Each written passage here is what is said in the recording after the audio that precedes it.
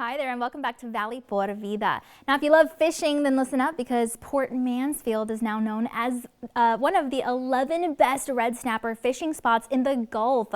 With red snapper season starting soon, anglers everywhere are getting ready to reel in these popular fish, and with state waters being open for red snapper fishing year-round, many towns here in Texas have made it to Fishing Booker's list of 11 best fishing spots. But why did Port Mansfield make the list? Let's go ahead and find out. Hi everyone, my name is Joris Antford. I'm here from Fishing Booker today. Fishing Booker is the world's largest website for booking fishing trips. And I'm here today because Port Mansfield was selected by our team as one of the top red snapper fishing spots in the Gulf of Mexico. So I'm really excited to be here. Like I mentioned, Port Mansfield is one of the top 11 fishing spots in the Gulf this year. There's a number of reasons for that, but the main reason is actually that it's a great spot, but there actually aren't that many people who know about it or who go there. So the fishing pressure is pretty low, and for that reason you can catch a lot of fish. You can have the waters pretty much to yourself most days, and you'll be sure to have a great time. So. Sure, yeah. So actually in Texas we selected 3 spots. So besides Port Mansfield, there was Galveston and Freeport, and they all have like a little different flavor to them. So Galveston is right a famous resort town near the biggest city in the state. It gets busy, but it's also it's bustling, has a different feel to it. And Freeport is also an old fishing town, and it has its own little vibe going on. Whereas Port Mansfield is more. It's close to South Padre Island. There's beautiful nature. They all have kind of their own thing going on. I guess there's a lot of different reasons why people are, really into fishing. I think for myself, it's really a great opportunity to unwind. It's great both with family and with friends. It's a group activity because you get excited when, someone hooks something, when someone reels in a fish. But at the same time, you're also spending time together. You're isolated from the hustle and bustle of everyday life because you're right out on the water, you're enjoying the nature, and that would be it for me. But other people also really enjoy the thrill of the chase. Now I think with red snapper, it's really more of a family fish to target because it's it's not too challenging, but it's challenging enough, and you get delicious fish. At the end of the day, it's one of the top culinary fish. So that would be about it. Yeah, sure. So we actually outlined some of the different qualities and special attractions of those areas as well. So of course we looked at the primary quality, which is the red snapper fishing is great, and there's enough captains to take you out on the water. But apart from that, we also looked at what kind of other things can you do in that area. So for Port Mansfield would be great for nature lovers, for example. If you're looking at Galveston or maybe Tampa Bay, then you're more kind of in an urban environment. So if you're an angler and looking for a fishing guide or a trip to get that perfect catch, then be sure to check out Port Mansfield this summer or any other site listed on their fishing spots. But be safe and have fun.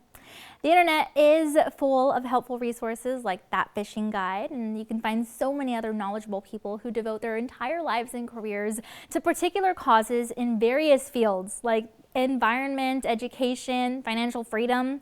It is, after all, our daily habits that cause a lot of our outcomes in any situation, so it's important to keep in mind any helpful hints that can lead to happier and healthier ways of living. But whether it be about work or personal goals, advice can go a long way, especially when we're at a young age, like a high school or college graduate, for example. One of the key things they'll need to learn about regards finances.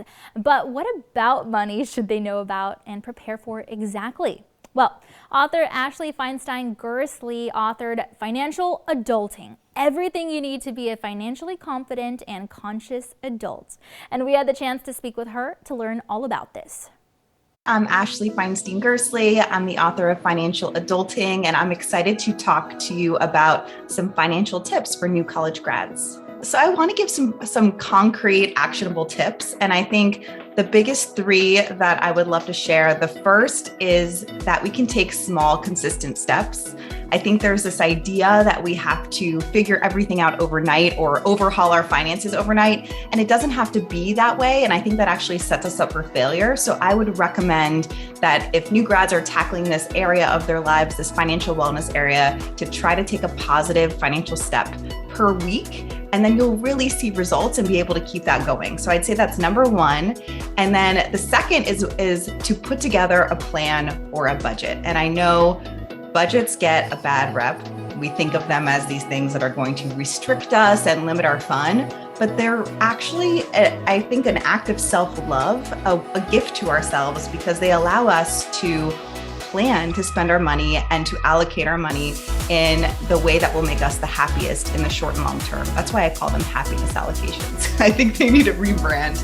And it can give us so much peace of mind. It can reduce our guilt in our spending. So definitely would recommend, when you're getting that first paycheck, to put together that plan or budget.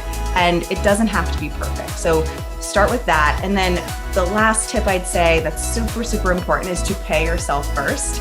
This is a tip that I learned the hard way. And I think we think of saving sometimes as putting aside money that's left over. So we earn money, we live our lives, we pay everyone else, and then we hope that there will be money left over to save. And in my experience, even if I got a raise or a promotion, there's still no money left over when I do it this way. So we want to transfer that money first and foremost, and it can be a small amount, but to our savings account, to an online savings account, so that we are prioritizing saving for ourselves.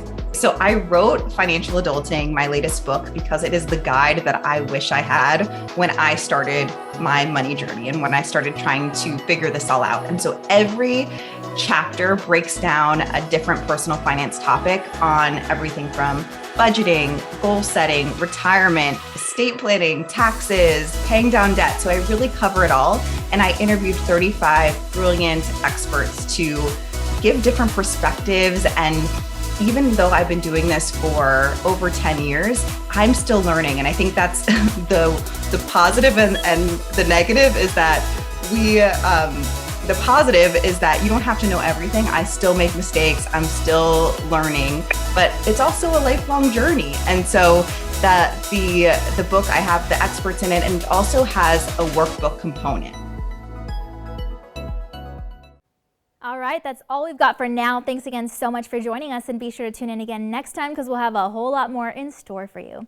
But for now, don't forget to follow our team on social media for exclusive behind the scenes sneak peeks at what we've got coming up, and for your chance at your comment or even your question to be featured on air. And as always, be sure to visit valleycentral.com to rewatch some of today's favorite segments. All that and a lot more next time on Valley Por Vida. We'll see you then.